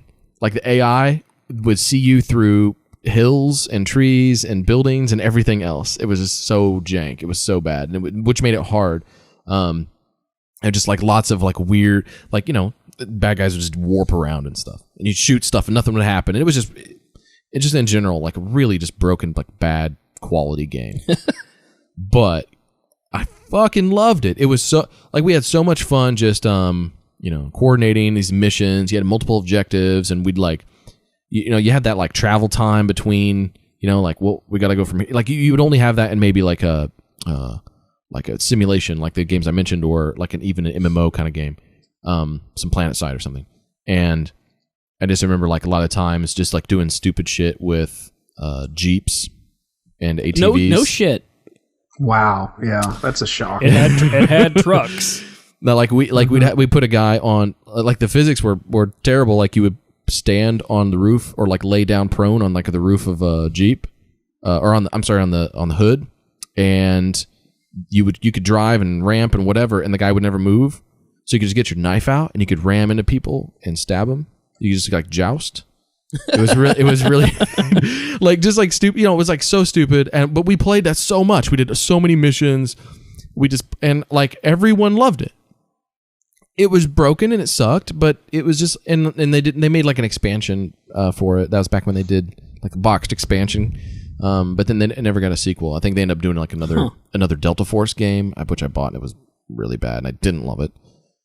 I had a lot of those games, but that's like during that era, that's like the one that sticks out of my mind as being like really, really bad, but just I never had a bad time with it. That took me to I don't know, maybe think of Soldier of Fortune as a game that, like, there are games that have gimmicks that I really enjoyed or like are effective, but when you take that gimmick away and actually play through the rest of the game, it's pretty bad or pretty generic. And that the fact that Soldier of Fortune got, I think it had 2 sequels, and really like, no, we were just playing this because I could blow limbs off of dudes in glorious fashion for low polygon character models. You get the Desert Eagle and you just shoot guys in the crotch. That was really satisfying at the time. We're still talking about Soldier of Fortune. That violence thing. Yeah. Okay. John Mullen. That was like Manhunt. Well, that was like Manhunt too. Yeah. I feel like the same way, like the same violence. It's like really violent, and you realize this isn't really fun at all. I mean, I actually stopped playing that game because, which I was starting to get really intelligent, like Josh level intelligent at that age, and so I was like, oh nah, frame rate issues on this. I like you say at that I realized age, it just wasn't a good game. But that violence, man, back then violence. Now it's whatever. Violence is everywhere. But I mean, fucking hey, dude. Well, I saw Soldier of Fortune. I was like, I have to get that. And I'm like, well, why? You also look back at the violence of games of that era that, like, we don't have. I'm sure we'll laugh at the realism of today, but we didn't have that realism then, and just like seeing like what we're like, that's not realistic violence. What you're portraying here, like, it's just a pixelated mess. But I remember really getting into Manhunt and wanting to get into Manhunt as far as like, because it wanted to be in the game. It made use of like not voice commands, but like it wanted you to basically like, you could yell into your PlayStation headset and to cause noise to draw other dudes to right, you. right. And it also had the effect of the way that it had basically the director character, and his audio would play through your headset and not through the game. And I thought that separation was cool. So I I'm going to get immersed in a game, and I tried to get into it. But when it came down to it, that was a pretty shitty stealth game. Like it wasn't fun to play. It was just like I kind of want to see the next thing, but it wore out its welcome pretty quick too. And that's why that's why any controversy around Manhunt 2 is pretty funny looking back on it. So so we've kind of teased this a little bit. But when you are stuck with a bad game and you have friends around, or how do you make the best of it? What are your kind of tactics of, okay, I spent $60 on this game. I am going to put some time to it. Sometimes I just don't unwrap the thing. But from the games that you actually played, like how do you guys make the best of it? You drink. You drink and have a good time. Drink co-op, man. Anything is better when you're drinking and co-oping with people. Yep. Anything, literally anything. I mean, I remember, back in college, we would play shitty games. We didn't and drink. I mean, we played Hunter the Reckoning, which is a game that I enjoyed, but again, it sucked. It was bad, and we were more evident when you guys played it at the last gaming marathon. But again, you weren't drunk enough. If you were super drunk, you'd be like, "This is badass." What? No, you would say Ethan's right. Drinking makes this much better. I want to agree with you so bad, but I can't. Remember? No, you're right though. You're right. Remember. Same thing with banana boats, and I called you guys when I was drunk one time talking about banana boats, but it's the same thing. It's better that way. So yeah, there's a point where you get so drunk where everything's funny, and you're just like, what? You just focus on just like small elements of like, so you can't even tell a game is bad because you're so bad. Well, at life. Yeah. Besides outside influences, and I think co-op always makes a game a little bit better. Like, I mean, even if you have somebody to kind of laugh at the game with, let alone play it. Like, I mean, honestly, like, still say that 50 Cent Blood in the Sand is either the best game of all time or the worst game of all time. But playing that co-op, I mean, it's hilarious, and that I got through that game, even though it's just a repetitive mess and not exhilarating by any degree, unless you like ramping shit and shooting down helicopters time and time again. I can shoot helicopters. And cursing at dudes for points. That's just kind of cool. Shouldn't every game have that? And it's how you string together combos, man. Maybe the new Xbox Live will integrate that into the voice chat. There are points where I'll get halfway through a game and want to see it through to the end, but it has become stale. And you're basically fighting with yourself at this point to continue on. And that's when I'll start experimenting with different ways to play the game. Like if I was if it's an RPG, switch to melee versus playing ranged, and just trying to switch up the way I'm playing the game, or try to break the game. Also tries to I don't remember what it was, but there was a game that I was like, okay, I'm just going to see how far I can get by just hitting one button. Rather than trying to do extensive combos or switching up weapons, and you realize how broken and bad the game is, but it also pushed you through to get to the point if you really want to finish it. And usually that's kind of my breaking point. It's I've dropped 20 hours in this game. I might as well see it through, even though I realize now I've wasted my time, but I've come this far. So you got to try to entertain yourself by breaking the game a bit. And hoping that maybe you'll find some other reason to like the game. Yeah, I think breaking the game, I guess more generally just doing stupid shit, which you have to have co-op for, and you have to be able to break things for. I mean, that's the only way to have fun with bad games. And that's why I'm always talking about ramping trucks and shit in games. It's if I get in a truck and try to break the physics, take the truck somewhere where it shouldn't go. One of the first things I do is can I ramp this off something? Can I dump it over? Can I get this into a place that it obviously was not meant to be? Yeah. Because if I can do these things, I could do them in front of someone else, and they'll see it, and they'll think it's cool. So it's about looking cool, doing stupid shit. And I don't really care if the game's bad. I'll have fun if I can do that. I think the best example of that for me, and I understand why people like this game, but like I just was not engaged by Dead Island at all. By playing it solo or like seeing where the game goes after kind of the opening setup. Like I think, you know, the melee combat's cool for a while, but it wears out its welcome. But just like Mutilation's fun.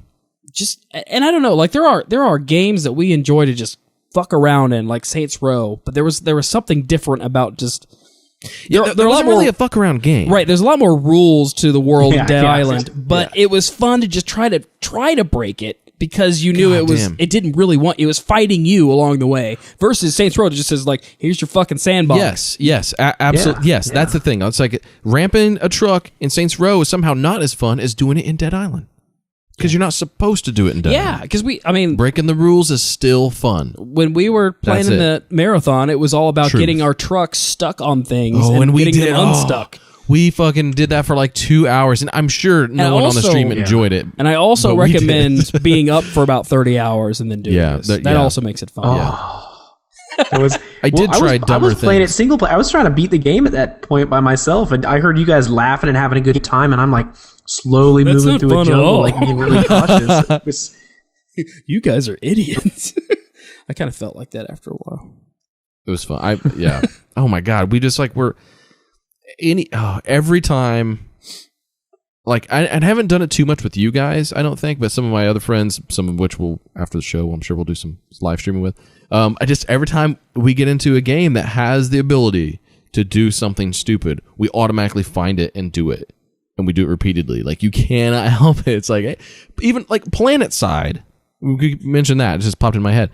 Like I'm like, hey, look, there's like a rock and it looks like it's got a slope. I might be able to get the truck on. And like that's the kind of shit I'm looking for. We have like we're trying to like win we're trying to like, you know, we have an objective to complete. And like that's all I'm thinking is like I got to do something stupid because it's gonna be fun. There was a tense moment when we were playing Planet Side 2 where I believe Zach was trying to ramp up over a wall, and we were all on edge, but I think we were all smiling, having a good time. But it was in the middle of a battle, and that was a lot of fun. Yeah.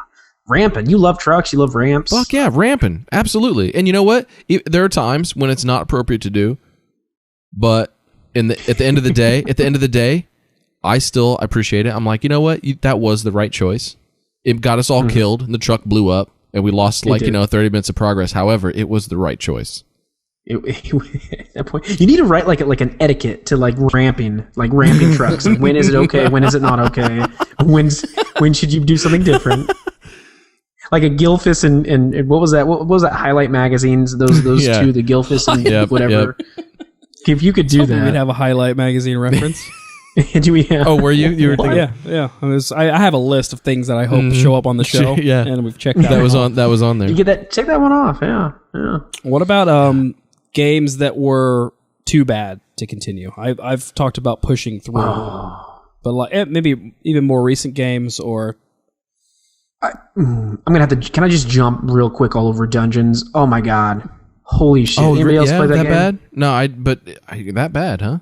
I was excited about it. I thought it was going to be like Dungeon Keeper. Yeah, you were pumped. Advertised as. And the controls were awful.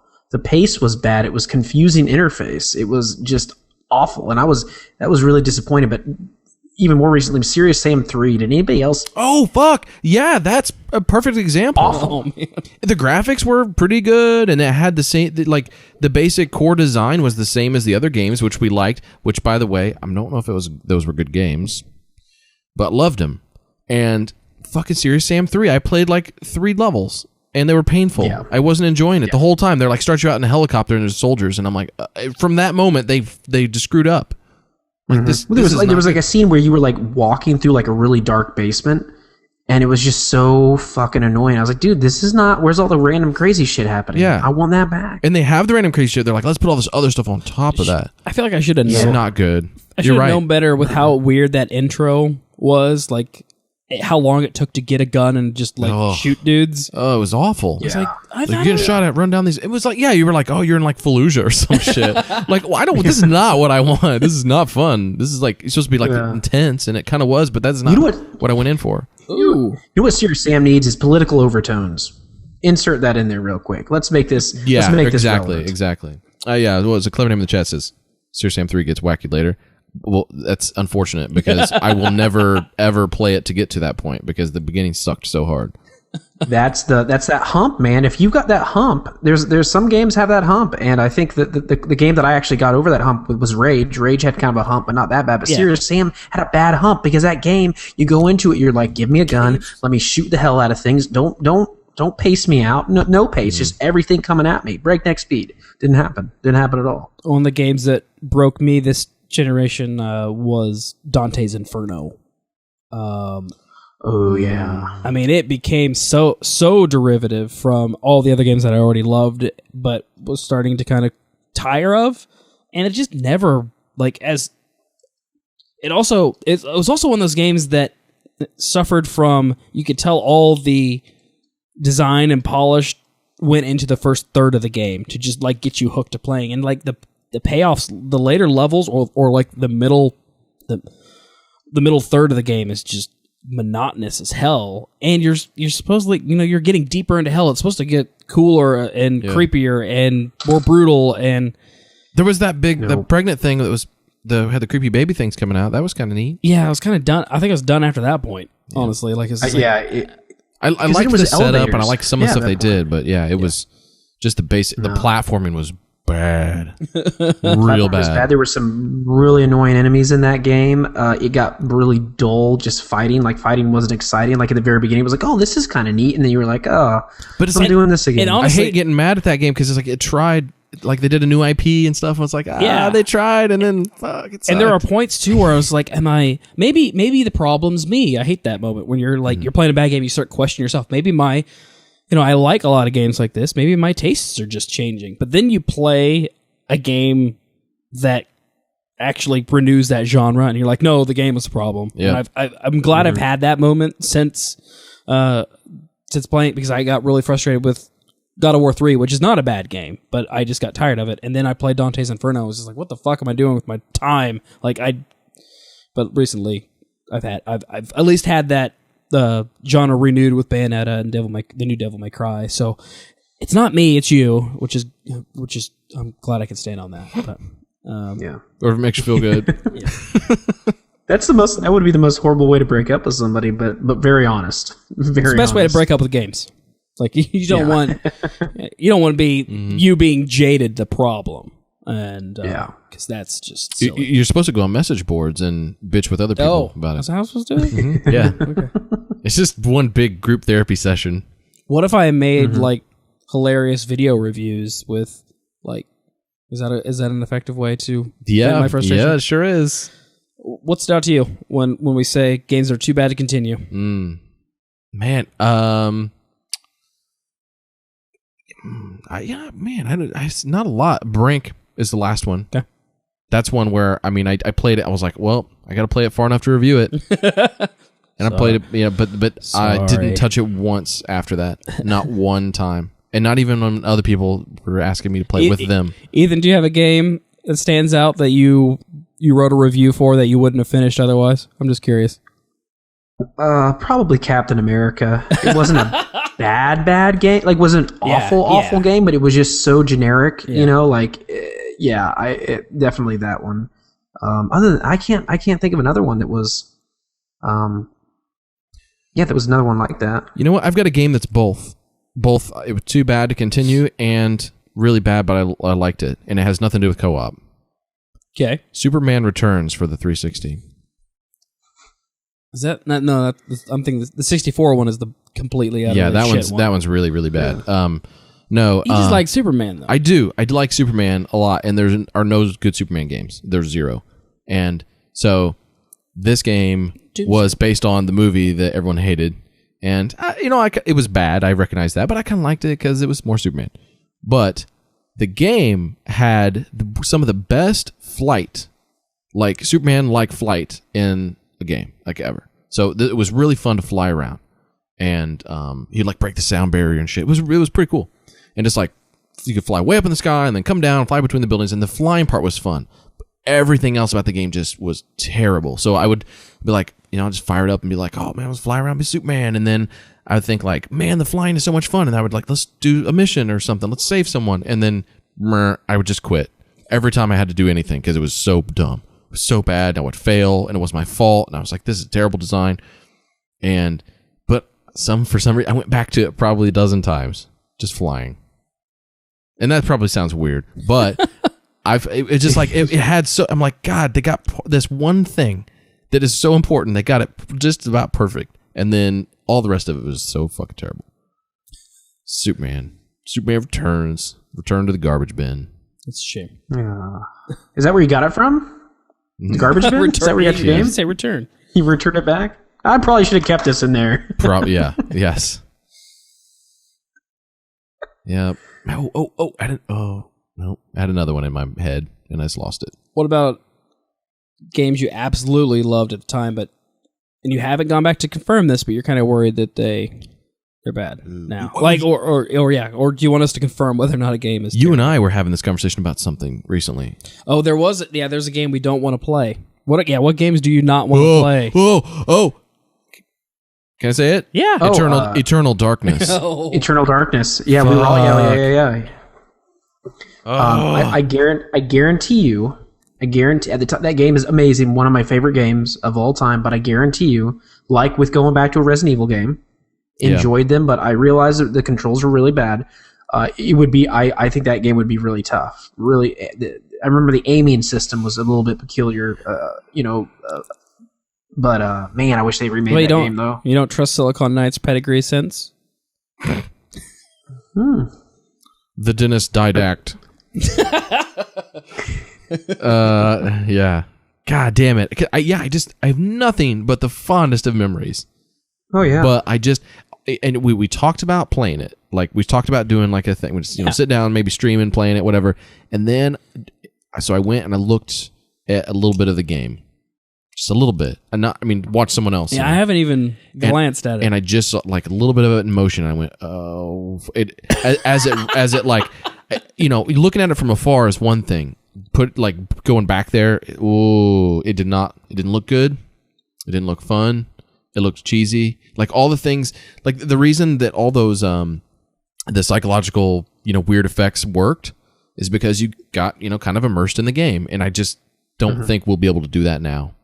I really don't. Like it does not. I don't think it'll hold up, and I'm just so scared.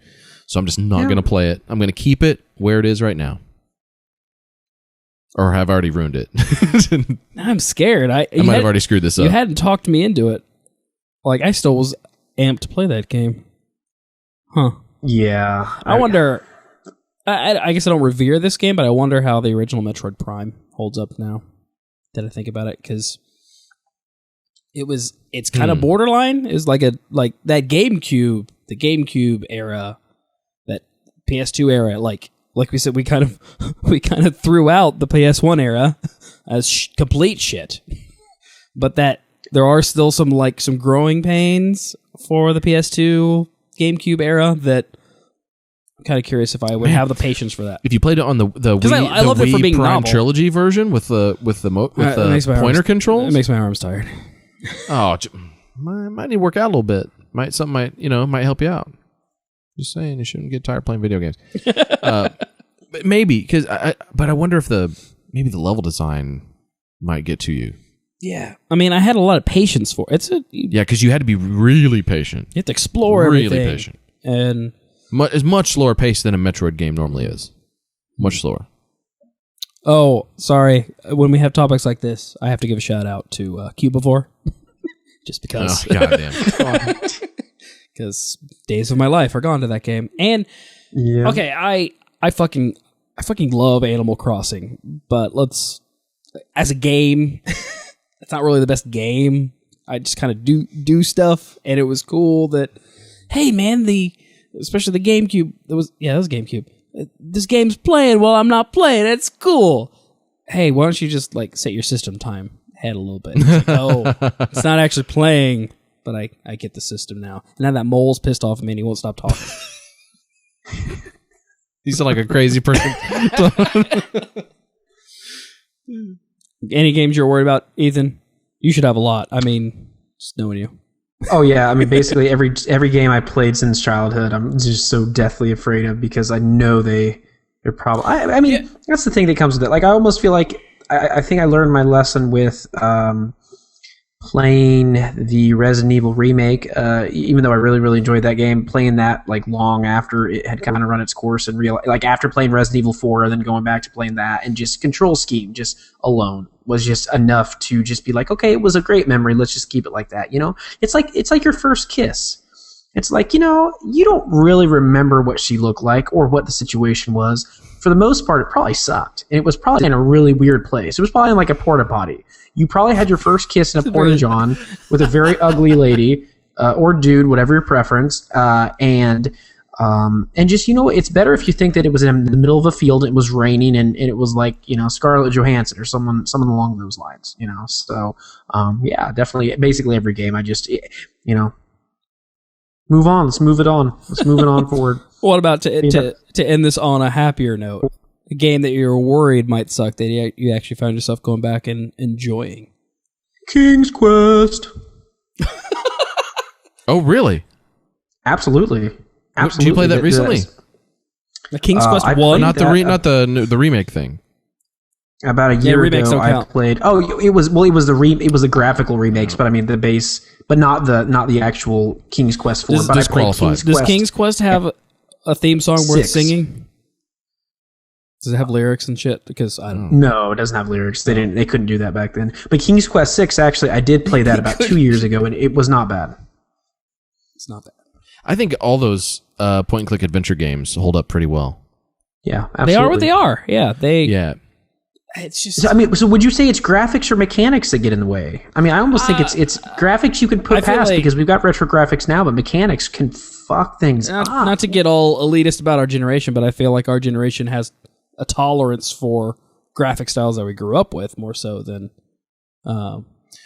Well, you know, early 3D graphics, they suffer for obvious reasons. I think there's art design suffered because of the technical limitations. So, but art design for 2D stuff was like very well developed, you know, Super Nintendo era, like even the NES stuff, like they did a lot with very little. They've been doing it since the Atari, you know, trying to like, how do I make this thing look like a guy, like a man with a gun with like 8 pixels? Like, how do I do that? And they'd had to really just like think about it on like a real kind of just art level, you know? And I just feel like with the first 3D stuff, it was just like, well, you know, they had almost less to work with in a way because it was like there was so much less left to your imagination, and now it was like, oh shit, it's like a thing, you know, like because we were seeing movies that had better 3D than the games did at the time, and I mean we still do, but you know what I mean, like it was like it's closer now for the average person, if you know, from far away, but but also because they were the first 3D engines. It wasn't just a graphics engine, it was also the first like 3D gameplay engine. So like people weren't doing the platforming right, the action stuff. It was just all sloppy. No one really had got it down. And like everyone always praises Mario 64 as being like the one that like really did it right. And you know, for good reason, it really did have some pretty good design. And but it was just like you just had to run and jump. You know, but for every game that had a sword or a gun and you had to figure out like an over the shoulder camera or something like that, like whoa. I mean, those are some challenges that not a lot of people rose to the occasion to, you know, to meet. So it was like, so a lot of them were just really just garbage. And then even the stuff that was, I don't know, like I guess the better question there would be like, could you even think of like some of those early 3D games besides Mario that like you can think of like, you know what, that really, gosh, that was just really good game design as well? Because graphics aside, like, because I can't think of a lot. I don't know. I haven't played it recently. Let's see. I've tried and failed to play Maximo. I hope that game's challenge would hold up, but it's just frustrating platforming. I'm hoping that Soul Reaver's puzzle elements around that design could carry it through. Maybe, but I mean, I've brought up Legacy of Kain now twice. So, no, for good reason. I'm trying to think of those early 3D games. They're so scary. They're not memorable for, you know, so that's probably telling. We can't just like rattle off a bunch. Has anybody played the Resident Evil remake? Oh, he was talking about that, right? Because he said he played that long after the fact, he said. And it didn't, and he thought the controls killed it. Okay. Yeah, controls. Because I mean, it still had a good atmosphere. The original then won't. And we kind of agree that we don't want to go back to Silent Hill, the original Silent Hill. No. That's okay, though, because we have Origins now, and you can get the same kind of fix with a completely different and better game. And with Resident Evil, you've got Resident Evil... I'm trying to think of a game from that era. A game from that era, like... I mean, I'm still enjoying Ocarina of Time. Like, I've been playing that on 3DS, but that's still... You know what? I'll say, I thought that was going to suffer. I really thought that... But again, that's Nintendo. They almost get like they're the exception. Because I really thought, I'm like, you know what? I love that game, but I don't think that some of this is going to hold up. I don't know. I don't care what they do with the graphics. It's going to really bug me, or just some of this design is going to seem antiquated, And man, it's pretty damn good. It's still pretty damn good. Yeah. Like, is there anything not bad? What other timeless games are out there like from that? Did it besides outside of Nintendo's? That's just their ability to figure that stuff out. It's funny. Like, how much time do you guys spend? I mean, like buying games off GOG.com? Because I think like old PC games kind of maybe hold up a little better in a lot of ways. I'd agree. Because they also different genres, like RTS games. They also didn't take on some of it. Didn't take on RPGs. Like they weren't trying to necessarily, press the technology as much. They were just designing the game they wanted to play. Versus a lot of those console games were trying to like sell the systems. And like when I look back at like Crash Bandicoot and I think a recent example is Knights, because that kind of got a negative reaction when its like arcade release came up recently, that that game's not fun anymore. And sold poorly too. Yeah.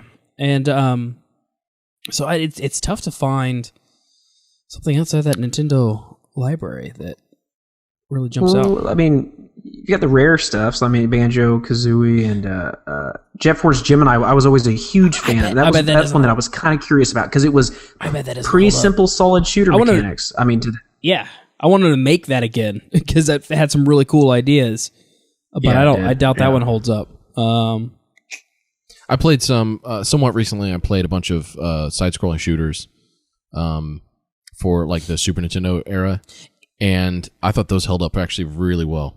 And like some Genesis stuff that I hadn't played before, and some top downs, like was it like Musha? That was like I'm like, damn, this is good. And the music's great, and I was like, almost all those games I kept finding. I'm like, wow, these really hold up. There's something about the 16-bit design that's really safe to me. That like it's not it falls in that timeless category, but like none of them were like, I mean, because I feel like a lot of like third-person, first-person shooters are basically, my blanket statement of they're kind of broken until Halo. Like as far as like.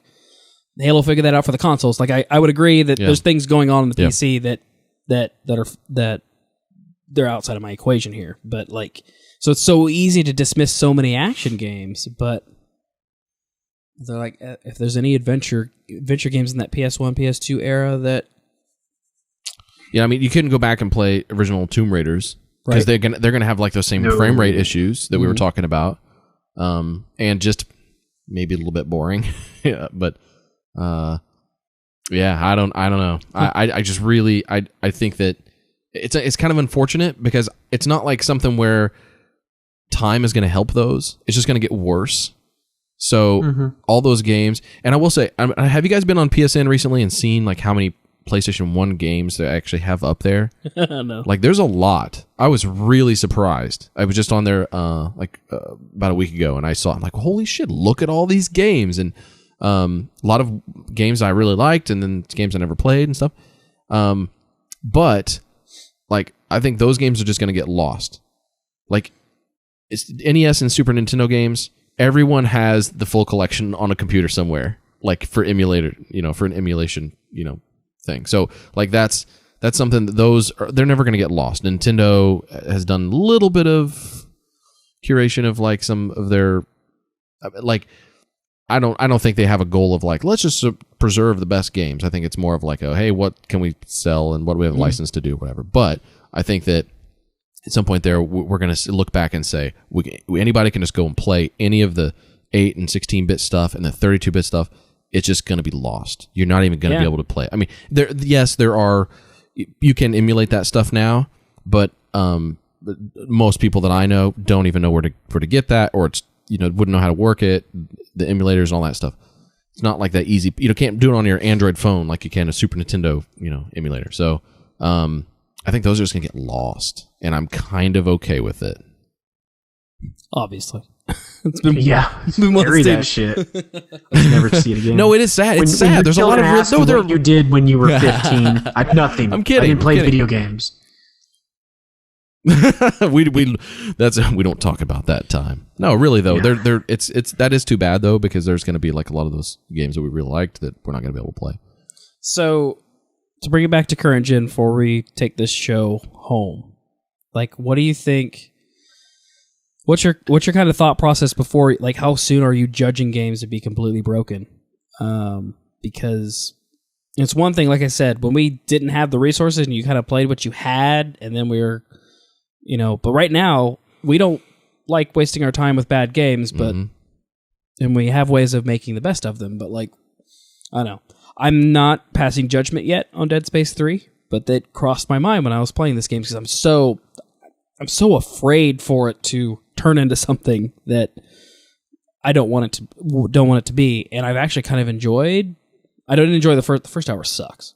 I've kind of enjoyed the first major level once you're really into the game, and so I stopped playing because I don't want to break it.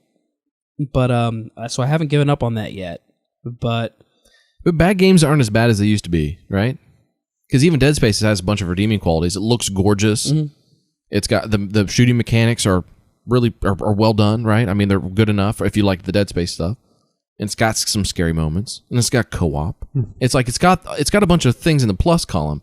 The minus column is just like for like a Dead Space fan, a lot of it. And maybe there's other stuff in there too, but just saying, like, it's not like just this. It's still a game. Like, this is this complete piece of shit. It's like right now, Aliens Colonial Marines is getting just dumped on by reviews, but it's still like, I'm like, well, it works.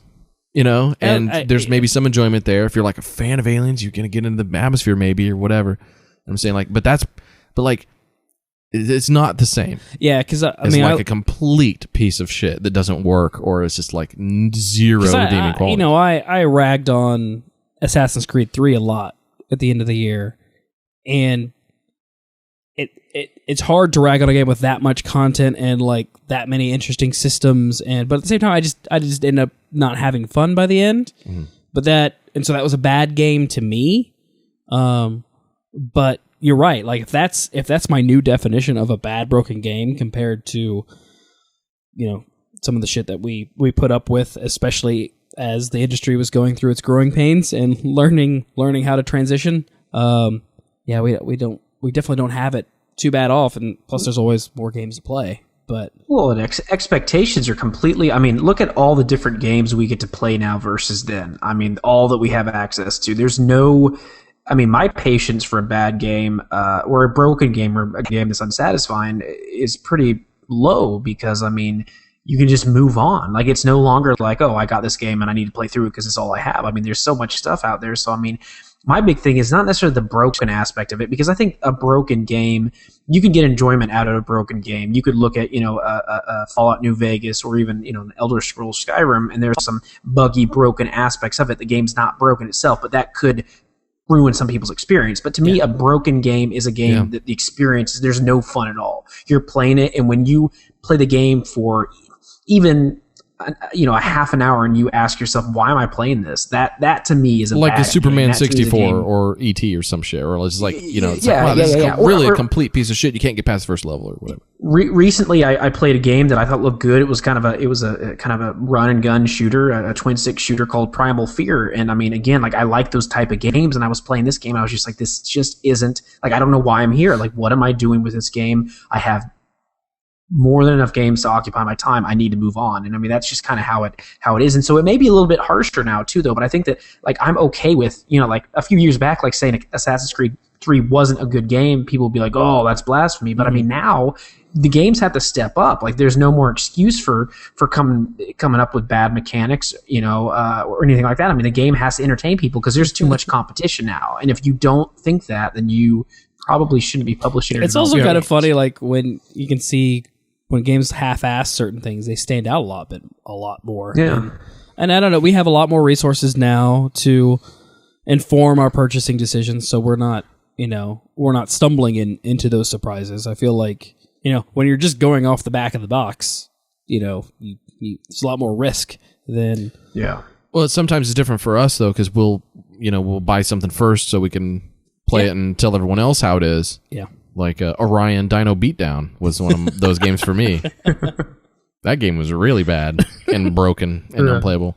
That was garbage and had trucks and they weren't fun. So what? Which to me is good to know the that's number possible. one way to ruin a game. Yeah, and dinosaurs, and it wasn't fun. Broken dinosaurs and broken trucks. I know, right?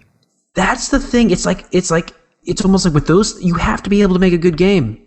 People are like giving you it's not fun, but it's got trucks and it's got dinosaurs, and you just can't even do something right with that, man. What are you doing? What are you doing? So, I want to say something. This is kind of positive.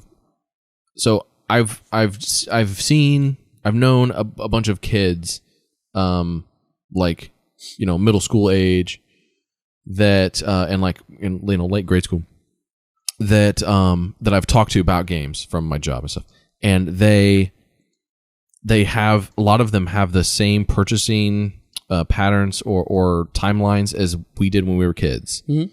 Some of them don't. Some of them just return it to GameStop. Oh, okay. But there are still those ones that are like, their parents are just, they go, this is your thing and you got it, and I'm not messing with that again until your birthday. Mm-hmm.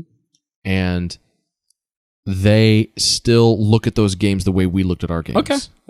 So a game like an Assassin's Creed, or just like kids talk, I heard kids talk about a Brink, or just like any just random like kind of generic shooters or whatever, and they would just talk about it like, oh man, did you guys play this game? It's so good. It's like my favorite game. It's awesome. I got it for Christmas.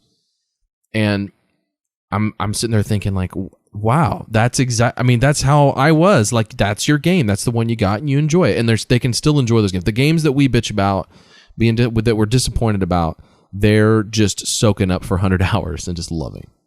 So there's still... That's encouraging. I still feel like... Yeah, well, no, that's what I feel too. I'm like, well, shit.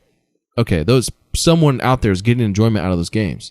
And like, I'm okay with that. And those are the listeners we lost that have that connection to PlayStation 1 games.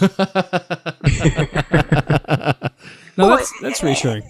I mean, and at the end of the day for us, if we're writing about games and tell people, about them, we have to actually look at it a little bit more objectively as well. Anyone can like whatever game they want to. Like, you have that right to like whatever game, whether it's shitty or whatnot. But once you start writing about it, you have to be a little bit cautious with, you better be able to like, come up with a very good reason why you gave it that score, why someone should play it, which is what I think people lose, though, unfortunately, because now it's like if you're a journalist or someone and you say, oh, this game's great, you should go out and buy it, and maybe it wasn't, then people will jump on you. But people also jump on people in forums for saying things like, oh, I really like this game, and they're like, oh, you fucking suck. Well, no, they don't fucking suck. They're not convincing you to buy it. If they want to like that game, let them fucking like that game.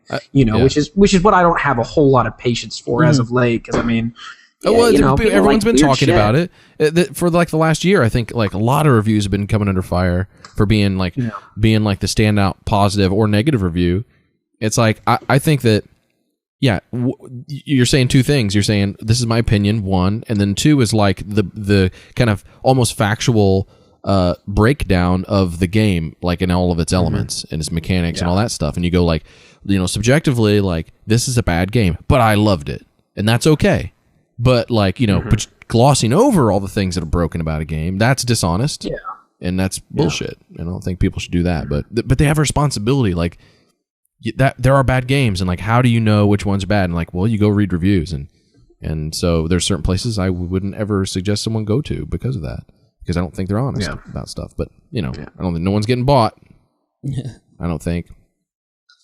I think it's gonna do it for tonight. I'm gonna wrap up this show real quick with a couple of HorribleNight.com updates. A lot of our efforts recently have been into the back end of HorribleNight.com, so we hope if you visited our site in the past few months, we hope that more recently it's a little bit of better experience for you, because we've moved our web host. Things should be quicker, faster, more responsive. And so if you're running into any issues, let us know. And we're also a little bit more mobile friendly with our new design. But that's just kind of the beginning.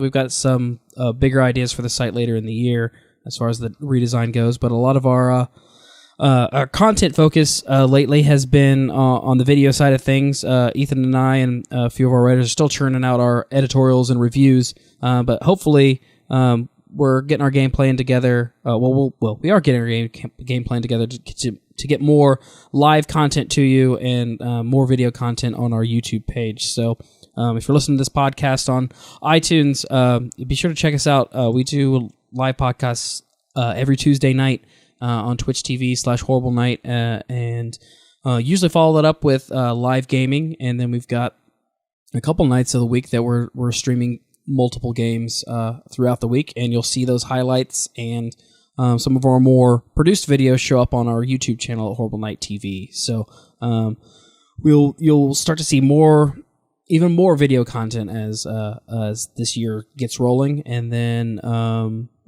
as we get. But the writing will not stop either. We've kind of got our writers are a little bit of transition as far as a lot of people are moving around the country, that sort of thing. So the writing will come back in full force as well. But we hope you're enjoying the video content, and be sure to follow us and give us some comments. Let us know what kind of stuff you like, and because if we're kind of left to our own devices, we're just going to have Ethan sing everything. So I'm okay with that. I'm just throwing that out there. But that's going to do it tonight for the Horrible Show. Josh and Ethan, thanks for hanging out with me. And the Horrible Show will be back again in 2 weeks with the Super Gaming Best Friends making their live return next week. We will see you then. And for everybody else hanging out in chat, it's almost game time. We'll see you.